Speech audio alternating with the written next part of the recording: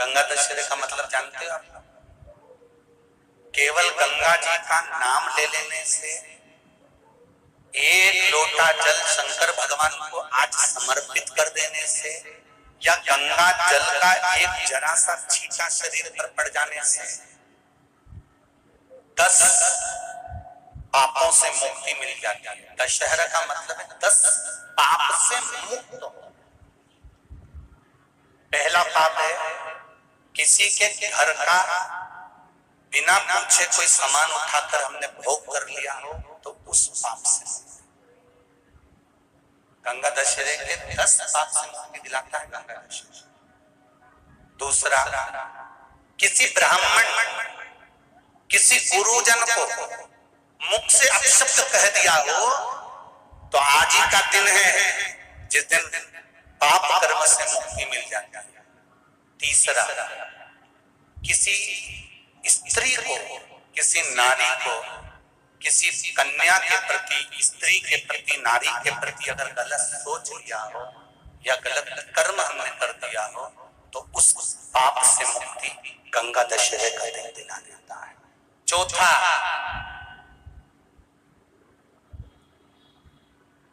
रजो धर्म धारण करने वाली नारी, रजस्वला स्त्री के हाथ का बना हुआ अगर हमने भोजन ग्रहण कर लिया है, तो आज गंगा दशहरे का दिन ही ऐसा रहता है जिस दिन उस पाप से हमें मुक्ति मिलती है।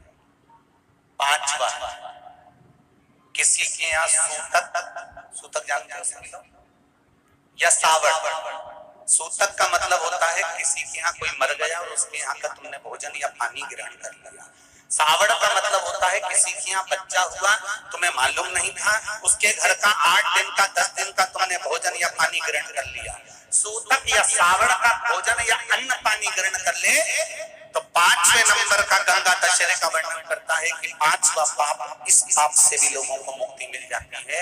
6ठे नंबर का वर्णन आया, किसी मंदिर की जगह पर या धर्म की जगह पर अपने अपना कब्जा कर लिया हो या धर्म की जगह को अपना बना लिया हो, तो उस पाप से मुक्त होने का एक साधन 6ठे नंबर का। 7वें नंबर का, झाड़ू लगाते समय, बुआरी लगाते समय छोटे छोटे जीव झाड़ू के नीचे मर जाते हैं, तो उसके पाप से मुक्ति गंगा दशहरे का दिन दिला जाता है। 8वें नंबर का, 8वें नंबर, जिस समय हम भोजन ग्रहण कर रहे हो और हमारे दरवाजे पर कोई व्यक्ति आकर बैठा हुआ है और हमने उसको भोजन का नहीं पूछा या उसका मुख झूठा ना कराया, तो उस दोष से वंचित हो जाए, उस दोष को समाप्त कर दे, तो गंगा दशहरे का। 9वें नंबर का, बेटी की शादी करी और बेटी की शादी करने पर बहुत सारा कन्यादान आया। उस कन्यादान में साड़ियां ज्यादा आ गई, सामान ज्यादा आ गया, मिक्सर 2 सेट आ गए, डिनर के 2 सेट आ गए, और मायके वालों ने 1 सेट अपने घर में रख लिया और उस मिक्सर में खूब सामान पीस के खाया, खूब निपटाया। बेटी के कन्यादान का सामान घर में रखकर उसका भोग करने पर जो पाप लगता है, 9वें नंबर का कहता है गंगा दशहरे का दिन उस पाप को धो देता।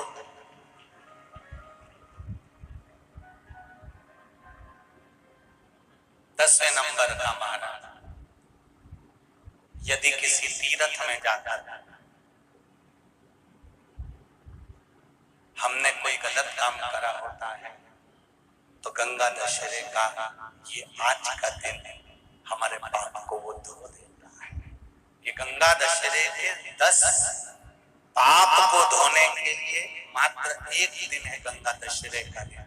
आज के दिन जो शिव जी को जल चढ़ाता है, शंकर भगवान कहते हैं भले उसने उसमें गंगा जल डाला नहीं डाला, पर मेरे ऊपर जब जल चढ़ाता है, शिव जी कह देते हैं आज के चढ़े हुए जल को मैं गंगा जल बना देता हूं।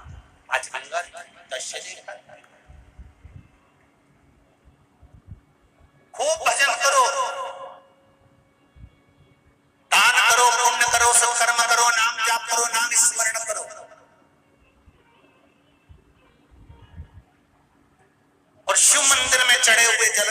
सा सिंचन जरूर करो। कोई सहज नहीं है, गंगा का जल फिर निवेदन करूंगा आप सभी से। कल कल करता हुआ जब बहकर गोमुख से निकलता है, ना जाने कितनी औषधियों को लेकर, ना जाने कितनी औषधियों को लेकर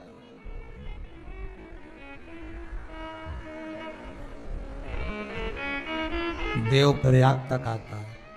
देवप्रयाग से ना जाने कितनी औषधियों को लेकर ऋषिकेश हरिद्वार तक आता है, कितनी औषधियों को लेकर। और वो औषधियां उस जल में पत्थर से घर्षण कर कर कर पिसाती जाती, पिसाती जाती।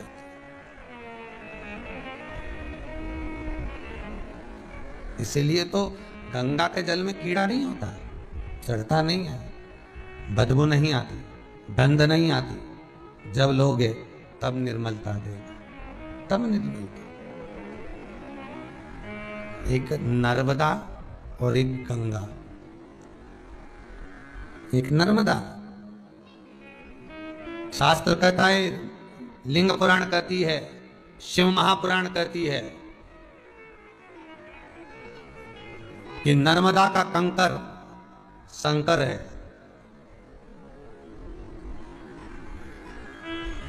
गंगा का कंकर गौरी शंकर है। बहुत ध्यान दीजिएगा महाराज। गंगा और नर्मदा,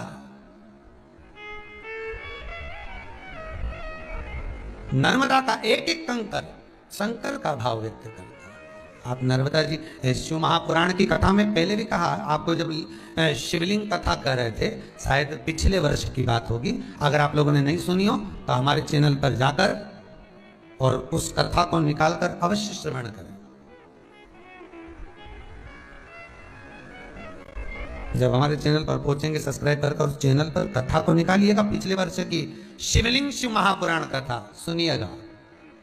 उसमें वर्णन किया था कि आप पारद का शिवलिंग बनाओगे, आप पन्ने का शिवलिंग बनाओगे, मूंगा का शिवलिंग बनाओगे या पुखराज का शिवलिंग बनाओगे, पत्थर का शिवलिंग बनवाओगे, मार्बल का बनवाओगे, काले पाषाण का बनवाओगे, जितने भी शिवलिंग का आप निर्माण करोगे, इनकी प्राण प्रतिष्ठा, इनकी सिद्धता आपको करवाना पड़ेगी। इनको सिद्ध करवाना पड़ेगा घर में रखने से पहले। इनको प्रतिष्ठित का भाव देना, भले स्थायी नहीं करेंगे, भले प्रतिष्ठित नहीं करेंगे, पर चलित मूर्ति भले उठाएंगे स्नान कर, पर उसको सिद्ध तो करना पड़ेगी, इनको सिद्ध करना पड़ेगा। पर एक नर्मदा जी का कंकर, नर्मदा जी में से निकला हुआ एक पत्थर, नर्मदा जी में से निकला हुआ एक कंकर, नर्मदा जी के जल से निकला हुआ एक पाषाण, आप उसको अभिषेक कराएं ना कराएं, आप उसको सिद्ध कराएं ना कराएं, आप उसको प्रतिष्ठित कराएं ना कराएं, वो अपने आप में प्रतिष्ठित होता है। जहां रख दिया जाता है वहां सिद्ध हो जाता है, जहां रख दिया वहां सिद्ध है। नर्मदा का कंकर शंकर है,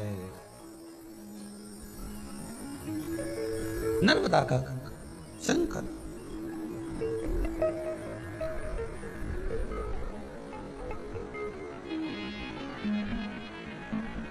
इसलिए त्वदीय पाद पंकजम नमामि देवी नर्मदा। नर्मदा का एक एक कंकर शंकर है और गंगा का एक एक कंकर गौरी शंकर है। गंगा की एक बालू, गंगा की एक रेत, उसका एक कण गौरी शंकर है, एक एक कण गौरी शंकर है हमारा। अलग नहीं, केवल शंकर नहीं, गौरी शंकर। तो गौरी शंकर क्यों कहा? गंगा के कंकर को गौरी शंकर क्यों कहते हैं? गंगा की बालू रेत को गौरी शंकर क्यों कहते हैं? गंगा के जल में से निकला हुआ पाषाण गौरी शंकर क्यों कहलाता है? क्यों कहते हैं? लिंग पुराण कहती है, जब भगवान शंकर के तेज पुंज को सूर्यदेव अग्निदेव ने लाकर गंगा जी को दिया, तो गंगा जी के जल ने शंकर भगवान के तेज पुंज को रखकर उससे पुत्र को प्रकट किया। 6 पुत्र गंगा के जल से प्रकट हुए थे, षडानंद कार्तिकेय। जब वो 6 पुत्र उत्पन्न हुए, रोते एक साथ, दूध पीते एक साथ, बड़ी दुखी हो गई गंगा मैया। तब गंगा जी ने विचार करा क्या करा जाए। गंगा जी ने ऋषियों की पत्नी कृतिकाओं को बुलाया। कृतिकाओं, इन पुत्रों को आप संभाल लो। कृतिकाओं ने एक एक पुत्र बांट लिए, उनको संभालने लगी। पर वो 6 ही रोए तो एक साथ, दूध पिए तो एक साथ, पानी पिए तो एक साथ, बड़ी दुखी हो गई कृतिका। कृतिकाओं ने सोचा करे क्या। तब कृतिकाओं ने विचार करा कुछ ना कुछ तो करना पड़ेगा। कृतिकाओं ने बालक को सुलाया, 6 ही को, हाथ में गंगा का जल लिया। हे गंगा मैया, अगर हमने अपने पति की सेवा परमेश्वर मानकर करी है, पति के चरणों का स्तवन करा है, स्मरण करा है, तो ये 6 ही एक हो जाए। गंगा जी का जल गिरते ही 6 बालक एक हो गए। मुख 6 थे, शरीर एक था। कृतिकाओं ने एक करा था, इसलिए गंगा जी ने उनका नाम कार्तिकेय रख दिया था।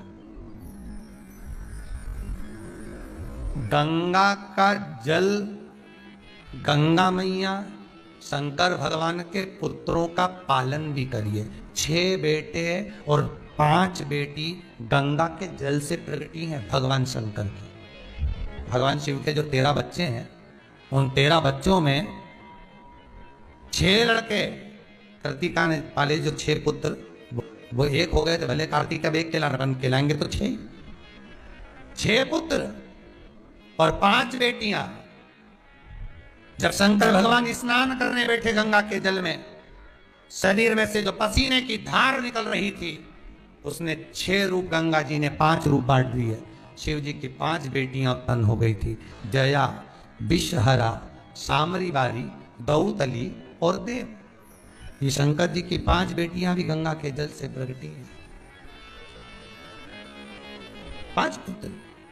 तो ये गौरी शंकर क्यों कहते हैं? शंकर भगवान जैसे नर्मदा का कंकर शंकर है, तो गंगा का कंकर भी शंकर होना था, और गंगा का कंकर गौरी शंकर है। क्यों? उसका कारण केवल एक है, क्योंकि गंगा मैया भगवान शंकर के पुत्रों का, बेटियों का पालन करी है, तो गौरी का ही एक रूप है। किसका रूप है? गौरी का ही, गौरी का रूप है। और उस कंकर में गंगा का जल जो लगा हुआ है, गंगा का जल जो स्मरण किया हुआ है, वो गौरी शंकर का ही प्रतीक है, सहज नहीं।